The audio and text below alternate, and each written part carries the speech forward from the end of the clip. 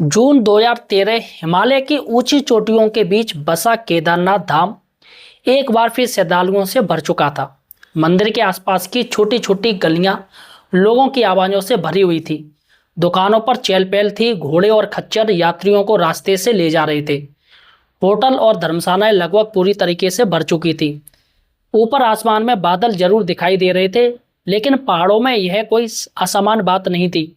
ज्यादातर लोगों के लिए यह एक सामान्य तीर्थ यात्रा थी, लेकिन किसी को नहीं पता था कि कुछ ही समय बाद यही जगह भारत के इतिहास की सबसे भयानक प्राकृतिक त्रासदियों में से एक गवाह बनने वाली थी। जी हाँ साथियों, 14 जून तक तो उत्तराखंड के कई हिस्सों में भारी बारिश सामान्य से भी ज्यादा दर्ज की जा चुकी थी, लेकिन तीर्थयात्री फिर भी नहीं रुके और यात्रा जारी थी। लोग ज्यादातर केदारनाथ धाम पहुंच रहे थे, मंदिर में दर्शन हो रहे थे। हालांकि स्थानीय लोगों ने बदलाव महसूस करना शुरू कर दिया था, जिसकी वजह थी ये लोग कई सालों से इन पहाड़ों पर रह रहे थे, इसलिए इन्हें बारिश का अंदाजा इस बार कुछ अलग ही लग रहा था। मंदाकिनी नदी का व्यवहार बदलने लगा था। पानी पहले से ज्यादा तेज बह रहा था। नदियां और झरनों की आवाज पहले से कहीं ज्यादा सुनाई देने लगी थी। 15 जून तक बारिश और तेज हो गई। पहाड़ों की ढलानों से छोटे छोटे पत्थर गिरने लगे। कई जगहों पर मिट्टी खिसने की घटनाएं सामने आने लगी।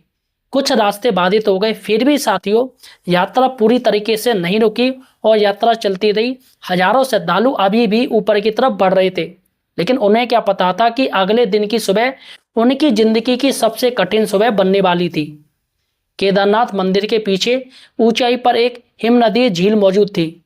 इसे चोराबाड़ी ताल या गांधी सरोवर कहा जाता है। लगातार बारिश और तेजी से पिघलती बर्फ के कारण इस झील में पानी का स्तर बढ़ता जा रहा था। लेकिन साथियों, आश्चर्य की बात है कि नीचे मौजूद लोगों को इसको अंदाजा नहीं था। ना ही वो जान रहे थे कि ये जो खतरा है वो उसे देख नहीं पा रहे थे, जो पहाड़ों के पीछे छुपा हुआ था। घंटे गुजरने गए। बारिश रुकने की बजाय और तेज होती गई। अब कई लोगों को चिंता होने लगी। कुछ लोग होटल और धर्मशालाओं में ही रुक गए। कई लोग मंदिर परिसर के आसपास सुरक्षित जगह तलाशने लगे, लेकिन जब तक बहुत देर हो चुकी थी। प्रकृति धीरे धीरे अपनी शक्ति इकट्ठा कर रही थी। मौसम हर घंटे के साथ अधिक खतरनाक बनता जा रहा था। साथियों, 16 जून की शाम आते आते हालात और भी ज्यादा गंभीर हो गए। ऐसा लग रहा था मानो आसमान लगातार पानी उड़ रहा। चारों तरफ पानी की आवाज शोर मचा रही थी और पहाड़ों से आने वाली अजीब सी गूंज पूरा वातावरण बेचैन करने लगी थी। फिर भी ज्यादातर लोग उम्मीद कर रहे थे कि सुबह तक मौसम साफ हो जाएगा, लेकिन पहाड़ों के ऊपर एक ऐसी घटना तैयार हो रही थी जो अगले कुछ घंटों में हजारों जिंदगियों को निकलने वाली थी। साथियों, जैसे जैसे समय आगे बढ़ रहा था, वैसे वैसे पूरे इलाके में बेचैनी बढ़ने लगी। करीब 8 बजे के बाद कई जगह बिजली की समस्या शुरू हो गई। अंधेरे और खराब मौसम ने माहौल को और भी डरावना बना दिया। रात लगभग 10 बजे के बाद आसपास के इलाकों से भूस्खलन की खबरें आने लगी। कुछ रास्ते बंद हो चुके थे। कई यात्री जो नीचे लौटना चाहते थे अब वहीं फंस कर रह गए। ये कुदरत का प्रकोप धीरे धीरे शुरू हो रहा था, लेकिन लोग इससे अनजान थे। धीरे धीरे लोगों को एहसास होने लगा कि वे सामान्य परिस्थिति में नहीं है। फिर भी किसी ने उस स्तर की तबाही की कल्पना नहीं की थी जो कुछ घंटों बाद सामने आने वाली थी। मंदिर के आसपास मौजूद कुछ स्थानीय लोग पूरी रात जाग रहे थे। वर्षों से पहाड़ों में रहने वाले इन लोगों को महसूस हो रहा था यह कोई सामान्य रात नहीं है। समय धीरे धीरे सुबह की ओर बढ़ रहा था। घड़ियां लगभग 4 बजने का संकेत दे रही थी। सुबह के 4 बज गए थे। अधिकांश श्रद्धालु अभी भी अपने कमरों में सो रहे थे। कुछ लोग सुबह की पूजा की तैयारी के लिए उठने लगे थे। ज्यादातर श्रद्धालुओं को अब भी सब कुछ सामान्य दिनचर्या जैसा ही लग रहा था, लेकिन उसी समय मंदिर के पीछे मौजूद पर्वतीय क्षेत्र में घटनाएं तेजी से बदल रही थीं। कुछ ही देर बाद पहली बार लोगों ने एक अलग तरह की आवाज सुनी। ऐसा लगा जैसे किसी विशाल शक्ति ने अचानक पहाड़ों की खामोशी को तोड़ दिया हो। ये आवाज बहुत ज्यादा तेज थी, जिसको सुनकर लोग चौंक गए। कई लोग कमरे से होटल से बाहर निकल आए। उन्होंने मंदिर के पीछे की दिशा में देखने की कोशिश की, लेकिन सामने घना अंधेरा था और धुंध थी, जिसकी वजह से कुछ दिखाई नहीं दे रहा था। बाहर खड़े स्थानीय लोगों के चेहरों पर चिंता साफ साफ दिखाई देने लगी थी। क्योंकि पहाड़ों में रहने वाले लोग जानते थे ऐसी आवाज़ें बिना कारण नहीं आती हैं। और फिर कुछ ऐसा दिखाई दिया जिसने वहां मौजूद लोगों के होश उड़ा दिए। धरती कांपती हुई महसूस होने लगी। ऐसा लगा जैसे भूकंप आ गया हो। ऊपर की ओर एक विशाल मलबे की धारा पूरी रफ्तार से तेजी से नीचे आ रही थी। उसके साथ पानी था साथियों, पत्थर थे, टूटे हुए पेड़ थे और ऐसी ताकत थी जिसे रोक पाना सामान्य इंसान के बस में नहीं था। किसी इंसान के बस में ही नहीं था। चारों तरफ चीख पुकार मच गई। लोग जान बचाने के लिए इधर उधर दौड़ने लगे। केदारनाथ की सबसे भयावह सुबह शुरू हो चुकी थी। जैसे ही वह विशाल मलबे की धारा केदारनाथ में पहुंची, लोगों को संभलने तक का मौका नहीं मिला। कई लोग उसकी चपेट में आ गए, कई लोग अचानक मलबे के नीचे दब गए और कुछ ही क्षणों में पूरा इलाका अराजकता में बदल गया था। साथियों, इमारतें ढहने लगी। लोग अलग अलग दिशाओं में भाग रहे थे। किसी को नहीं पता था कि सुरक्षित जगह कौन सी है, वो कहां पर जाएं जिससे वो सुरक्षित रहें। जो रास्ते कुछ मिनट पहले तक मौजूद थे, वहां अब पानी, पत्थर और मलबा तेजी से बह रहा था। कई लोग अपनी जान बचाने के लिए भागने की कोशिश कर रहे थे, लेकिन पहाड़ों से उतरती हुई उस विनाशकारी ताकत की रफ्तार इंसानों से कहीं ज्यादा थी। उस समय कोई भी यह नहीं जानता था कि अगले कुछ मिनटों में क्या होने वाला है। ये तो अभी शुरुआत थी। मलबे के साथ बहकर आ रही चीजें सिर्फ मिट्टी ही पानी नहीं थी, बल्कि साथ ही उसमें पेड़ थे और भारी भारी चट्टानें थी। चट्टानों के टूटे हुए ढांचे थे और वह सब कुछ था जिसे रास्ते में आने वाले अपने साथ खींच लिया था। चारों तरफ सिर्फ चीखें सुनाई दे रही थी। लोग मदद के लिए पुकार रहे थे। कोई अपने बच्चों का नाम चिल्ला रहा था तो कोई अपने माता पिता को खोज रहा था। लेकिन साथियों, उस शोर में किसी की आवाज किसी तक पहुंच ही नहीं रही थी। हर कोई किसी ना किसी को बचाने की कोशिश कर रहा था। लेकिन साथियों, प्रकृति के आगे कहां चली है? प्रकृति की ताकत इंसानी ताकत से कहीं बड़ी साबित हो रही थी। यहां इंसान को लग रहा था कि वह कमजोर हो चुका है। कुछ ही देर बाद एक और भयंकर गर्जना सुनाई दी, जिसमें लोग चौंक गए। उनको लगा ये गर्जना उस पहले गर्जना से बहुत ज्यादा थी। इस बार आवाज पहले से भी ज्यादा भारी थी। जो लोग पहली धारा से बच गए थे, उन्होंने ऊपर देखा और जो दृश्य देखा उसे देखकर वो सब चौंक गए। लोगों के कदम वहीं जम गए। ऊपर से आता हुआ मलबा अब पहले से ज्यादा विशाल था। ऐसा लग रहा था जैसे पहाड़ का एक हिस्सा ही टूटकर नीचे आ रहा हो। उस धारा की चौड़ाई इतनी ज्यादा थी, उसके सामने इंसान कुछ भी नहीं था। अब जो कुछ उसके रास्ते में था वह बच नहीं सकता था। कुछ ही क्षणों में कई इमारतें धराशायी हो गई, जैसे पत्ते गिरते हैं। दीवारें टूटकर बह गईं, छतें उखड़ गईं। लकड़ी और पत्थर के बने ढांचे ऐसे बिखर रहे थे जैसे उनका कभी अस्तित्व ही ना हो। गाड़ियां यहाँ की वहां बह गईं। चारों तरफ सिर्फ विनाश ही विनाश दिखाई दे रहा था। फिर एक ऐसा क्षण आया जो इस पूरी त्रासदी का सबसे चर्चित हिस्सा बन गया। ऊपर से बहकर आती एक विशाल चट्टान जो मंदिर के ठीक पीछे आकर रुक गई। जी हाँ साथियों, विशाल चट्टान मंदिर से 10 मीटर पहले रुक गई। उसका आकार इतना बड़ा था, उसने बहते हुए मलबे की दिशा को बदल दी। मलबा अब दोनों तरफ फैल गया, यानी 2 हिस्सों में उस चट्टान ने काट दिया और सदियों पुराना केदारनाथ मंदिर उस भीषण प्यार के बीच भी खड़ा रह गया। लेकिन मंदिर का बच जाना इस बात का कोई मतलब नहीं था कि सब सुरक्षित थे, क्योंकि उसके चारों ओर फैला लगभग पूरा क्षेत्र तबाह हो चुका था। जब मलबे का भाव धीरे धीरे कम होने लगा, तब लोगों ने पहली बार अपने आसपास देखने की कोशिश की और जो उन्होंने देखा उस पर विश्वास करना आसान नहीं था। जहां होटल थे वहां सिर्फ टूटे हुए पत्थर पड़े थे। जहां दुकानें थीं वहां मलबे का ढेर बन चुका था। जहां कुछ घंटे पहले सैकड़ों लोग मौजूद थे, फोटो ले रहे थे, मोबाइल चला रहे थे, अब वहां पर सन्नाटा हो गया था। सबसे कठिन क्षण उन लोगों के लिए था जो अपने परिवार से बिछड़ चुके थे। लोग मलबे के बीच अपने प्रियजनों को खोज रहे थे। वे नाम पुकार पुकार कर आवाज दे रहे थे, लेकिन हर गुजरते मिनट के साथ उम्मीद कम होती जा रही थी। कुछ लोगों ने अपने हाथों से पत्थर उठाने शुरू कर दिए। उन्हें उम्मीद थी कि शायद नीचे कोई जीवित मिल जाए, शायद उनका कोई जानने वाला मिल जाए, शायद उनके परिवार के लोग मिल जाए। समय बीतता गया, लेकिन हर गुजरते मिनट के साथ उम्मीद और चिंता दोनों बढ़ती जा रही थी। दोपहर तक तबाही की असली तस्वीर सामने आने लगी। पूरा इलाका पहचान से बाहर हो चुका था। कई स्थान ऐसे थे जिन्हें देखकर यकीन नहीं हो रहा था कि यहाँ कभी एक जीवंत कस्बा हुआ करता था। यहाँ लोग और दुकानें हुआ करती थी, यहाँ होटल हुआ करते थे। लेकिन सबसे कठिन समय अभी बाकी था, क्योंकि जीवित बचे हजारों लोग अब दुनिया से कट चुके थे। ना उन्हें पता था कि नीचे क्या स्थिति है, ना ही नीचे मौजूद लोगों को पता था कि ऊपर क्या हुआ है। केदारनाथ अब एक अलग थलग पड़ चुका था। ये वो क्षेत्र बन चुका था जिसका बिल्कुल कनेक्शन टूट चुका था और वहां मौजूद हर व्यक्ति सिर्फ एक चीज का इंतजार कर रहा था, वो था मदद का। उनके पास ना तो खाना था, ना पर्याप्त गर्म कपड़े थे, ना इलाज था, ना बाहर की दुनिया से कोई संपर्क था।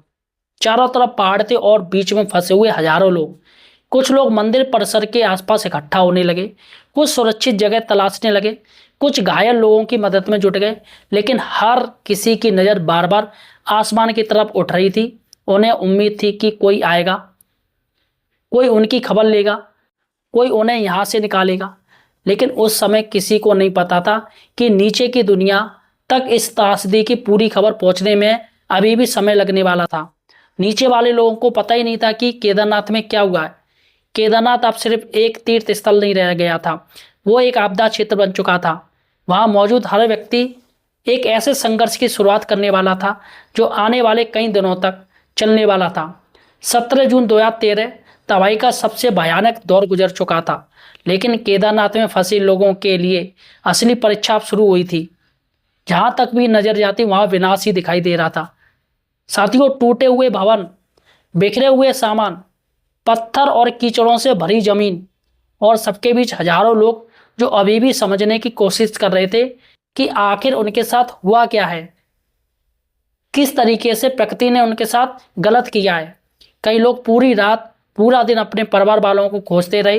कुछ लोगों को अपने प्रियजन मिल गए, लेकिन बहुत से लोग ऐसे भी थे जिनकी पुकार का कोई जवाब नहीं मिला। उनकी पुकार को कोई सुनने वाला नहीं था। समय धीमे धीमे बीत रहा था। मौसम अभी भी पूरी तरह साफ नहीं हुआ था। हल्की हल्की बारिश हो रही थी और सबसे बड़ी समस्या थी कि केदारनाथ अब लगभग पूरी दुनिया से कट चुका था। नीचे जाने वाले रास्ते लगभग खत्म हो चुके थे, पुल बह चुके थे, संचार व्यवस्था पूरी तरह प्रभावित हो चुकी थी। जो लोग ऊपर फंसे थे उन्हें नहीं पता था कि मदद कब पहुंचेगी, और नीचे मौजूद लोगों को नहीं पता था कि ऊपर के हालात कितने भयावह हैं। धीरे धीरे इस आपदा की खबर देश के बाकी हिस्सों तक पहुंचने लगी। पहले स्थानीय प्रशासन को जानकारी मिली, फिर राज्य सरकार को, और फिर पूरा देश उत्तराखंड की तरफ देखने लगा। साथियों, टीवी चैनलों पर लगातार खबरें आने लगीं। हर कोई जानना चाहता था कि केदारनाथ धाम में आखिर हुआ क्या है। लेकिन पहाड़ों में फंसे लोगों के लिए उस समय सबसे महत्वपूर्ण सवाल सिर्फ एक था, क्या हमें कोई बचाने आएगा। साथियों, बात करते 18 जून की। 18 जून की सुबह जब मौसम में थोड़ी राहत थी, तब पहली बार आसमान में हेलीकॉप्टर दिखाई दिए। दूर से आती उनकी आवाज़ सुनकर कई लोगों की आंखों में उम्मीद लौट आई।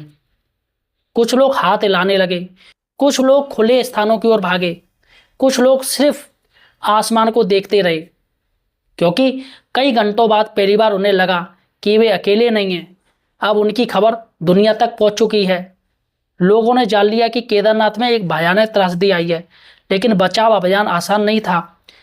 ऊंचाई, खराब मौसम, टूटे हुए रास्ते और हजारों फंसे हुए लोग, यह भारत के इतिहास की सबसे कठिन रेस्क्यू ऑपरेशनों में से एक बनने वाला था। भारतीय सेना, भारतीय वायुसेना, आईटीबीपी, एनडीआरएफ, सीएपीएफ और तमाम अन्य प्राइवेट एजेंसियां और राहत बचाव कार्य में जुट गए। हेलीकॉप्टर लगातार चक्कर लगाने लगे। फंसे हुए लोगों को सुरक्षित स्थानों तक पहुंचाने की कोशिश शुरू हुई, लेकिन समस्या यह थी कि जिन लोगों को निकालना था उनकी संख्या थोड़ी नहीं थी, बल्कि बहुत ज़्यादा थी, और उस समय बहुत कम थी। समय धीमे धीमे कम हो रहा था। कई जगहों पर सैनिकों को पैदल पहुंचना पड़ा। कई किलोमीटर तक मलबे और टूटे रास्तों के बीच चलकर। कई बचाव कर्मियों को बाद में बताया, उन्होंने अपने जीवन में ऐसा देश पहले कभी नहीं देखा। हर तरफ तबाही थी, हर तरफ मदद की ज़रूरत थी, और हर तरफ ऐसे लोग थे जिन्हें उम्मीद थी कि कोई उन्हें यहाँ से निकाल ले जाएगा। दिन धीमे धीमे गुजरते गए। एक एक करके हजारों लोगों को सुरक्षित निकाला गया। कई लोगों को हेलीकॉप्टर से, कई लोगों को पैदल मार्गों से, तो कई लोगों को अस्थायी रास्ते बनाकर।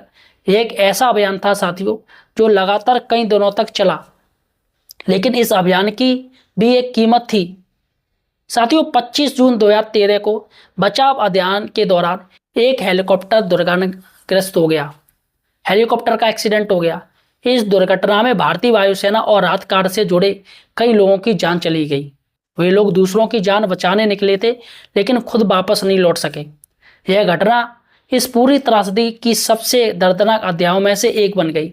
समय के साथ बचाव कार्य पूरा हुआ, फंसे हुए अधिकांश लोगों को निकाल लिया, लेकिन जब नुकसान का आकलन शुरू हुआ तो उसकी भयावहता सामने आने लगी। साथ ही नुकसान इतना ज्यादा था जिसकी परिकल्पना ही नहीं की जा सकती है। हजारों लोग मारे गए या लापता हो गए, कई लोगों ने अपने परिजनों को खो दिया। साथियों, कई बच्चे अनाथ हो गए और कई लोग ऐसे थे जिनकी जिंदगी 17 जून 2013 से पहले और बाद में हमेशा के लिए अलग हो गई। लेकिन कहानी यहीं खत्म नहीं हुई है। इस त्रासदी ने पूरे देश को सोचने पर मजबूर कर दिया। क्या हिमालय क्षेत्रों में विकास और निर्माण का तरीका सही था? क्या चेतावनी प्रणालियां पर्याप्त थी? क्या भविष्य में ऐसी आपदाओं के लिए बेहतर तैयारी की जा सकती है? इन सवालों पर वर्षों तक चर्चाएं होती रहीं। आने वाले समय में केदारनाथ क्षेत्र में कई बदलाव किए गए, नई सुरक्षा व्यवस्थाएं बनाई गई, यात्रा प्रबंधन में सुधार किया गया, आपदा चेतावनी प्रणालियों को मजबूत किया और धीरे धीरे केदारनाथ ने खुद को फिर से खड़ा कर लिया। ये सुखद पल था साथियों, जब केदारनाथ फिर से शुरू हो गया यात्रियों के लिए। आज जब लाखों श्रद्धालु केदारनाथ पहुंचते हैं तो उन्हें एक व्यवस्थित तीर्थ स्थल दिखाई देता है, लेकिन उन पहाड़ों के बीच अब भी 2013 की एक कहानी छुपी हुई है। एक ऐसी कहानी जिसमें आस्था थी, संघर्ष था, विनाश था और जीवित रहने की अद्भुत इच्छा शक्ति थी। साथियों, जो लोग बाहर थे वो सभी लोगों की मौत हो गई, लेकिन जो केदारनाथ मंदिर के अंदर थे वो लोग बच गए।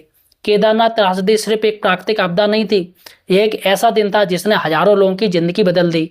एक ऐसा दिन था जिसने याद दिलाया कि व्यक्ति के सामने इंसान कितना छोटा है, और ये एक ऐसा दिन था जिसे भारत शायद ही कभी भूलेगा। फिलहाल साथियों, ये सबसे बड़ा प्रश्न ये है कि इतनी भारी आपदा के बीच मंदिर कैसे बच गया? कैसे एक चट्टान मंदिर से 10 मीटर पहले रुक गई? कैसे मलबे के पीछे पहले से चट्टान आ गई और मंदिर को एक खरोंच तक नहीं आई? और सबसे बड़ी बात है कि मंदिर के अंदर जो लोग थे वो कैसे बच गए, और जबकि बाहर के लोग सभी लोगों की मौत हो गई? ये साथियों कई सवाल है जिसका सिर्फ एक ही जवाब है, ओम नमः शिवाय। फिलहाल साथियों, आपका क्या कहना है केदारनाथ त्रासदी के बारे में? मुझे कमेंट सेक्शन में जो बताइएगा, और चैनल को सब्सक्राइब कीजिएगा। धन्यवाद साथियों।